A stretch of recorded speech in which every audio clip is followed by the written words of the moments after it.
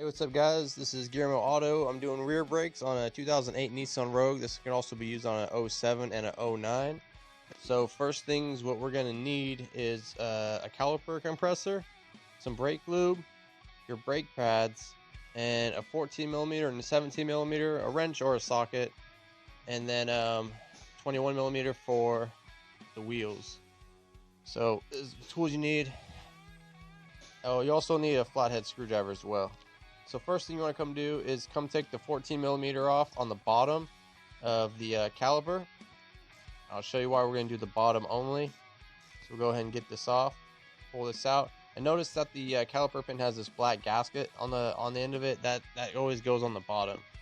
So remember to put that in the bottom. We won't really be taking the other one out. So because what we're going to do is instead of taking this out, we're just going to flip this up and slide it right out. So and then we're going to set this over here and rest it so it's out of our way, and it's gonna protect this brake line, so we don't want to hang it or anything.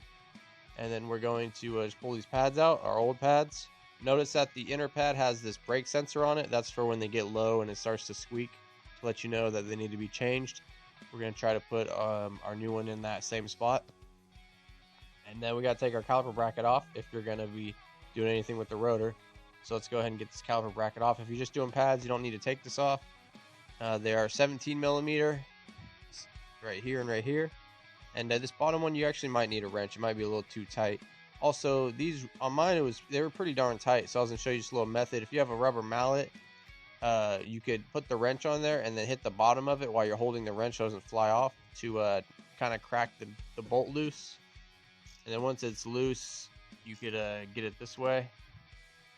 Go ahead and get this out. These were pretty tight on me. Hopefully they're not as tight for you. Okay, let me get my top one out. And it's coming. Alright, I got that out. Now this will just slide out as well. It'll slide off the other bolt out. Go ahead and set this aside for now. Now, if you're going to take this rotor off, it might just slide off for you. It might be stuck on here too because it has e-brake shoes in the drum part of it.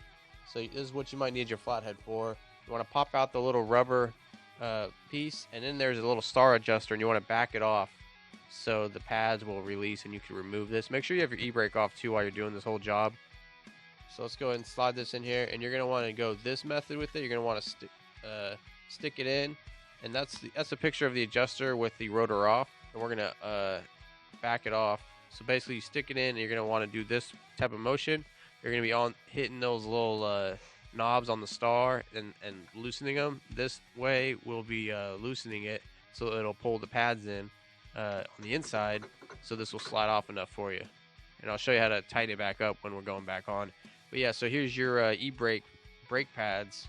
They actually sit inside the drum. I'm going to go ahead and clean these up while I'm here.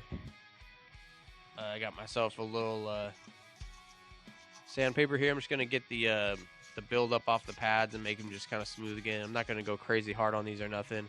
And then once I clean them up a little bit with the sandpaper, I'm going to spray them brake clean, just get all this dust out of here. This is optional. You don't have to do this if you don't want to, or if you don't feel comfortable.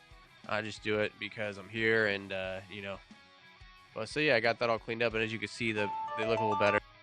They look better. So now I'm gonna put the rotor back on. I'm gonna cut the rotor on the car.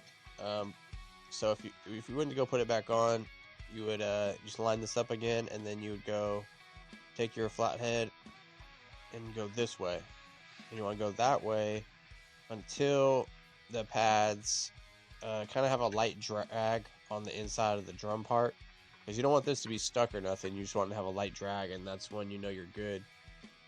So then you put this rubber plug back in. This is to protect all those components in there from the weather, like all those little springs and stuff, so we can get that back in there.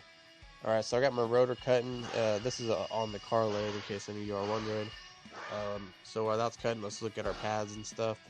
Let's get these ready. So here's the bracket. I want to make sure I don't lose any of the rubber parts. I'm going to clean up these spots right here with a little wire brush. Just get all the kind of the buildup out of there, you know.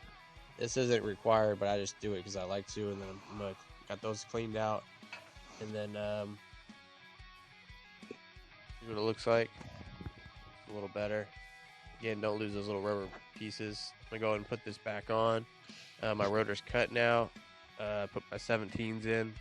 I got them nice and tight.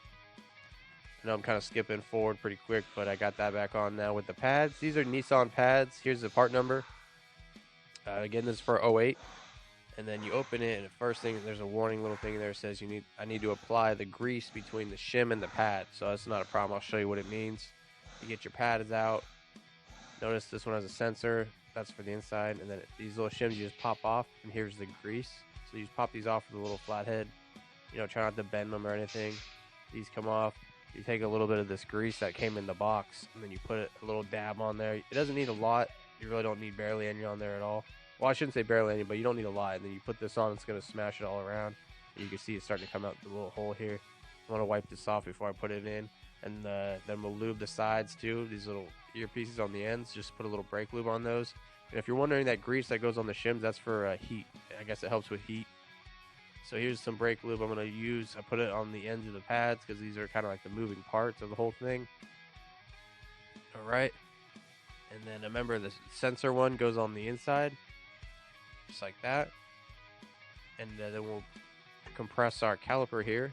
There's many ways to compress it. I just have a tool. You can go on Google or YouTube. There's, find different ways to compress it if you don't have this tool.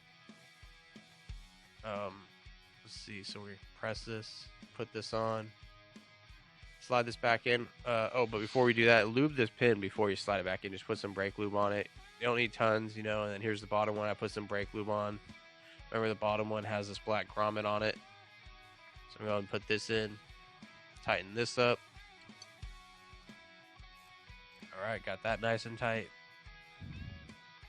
That nice and tight. Make sure your brake line isn't twisted or, nothing like that. Make sure all your bolts are tight. And that's it, guys. So hope this video helped you out. Please like, comment, and subscribe. And I will see you next video.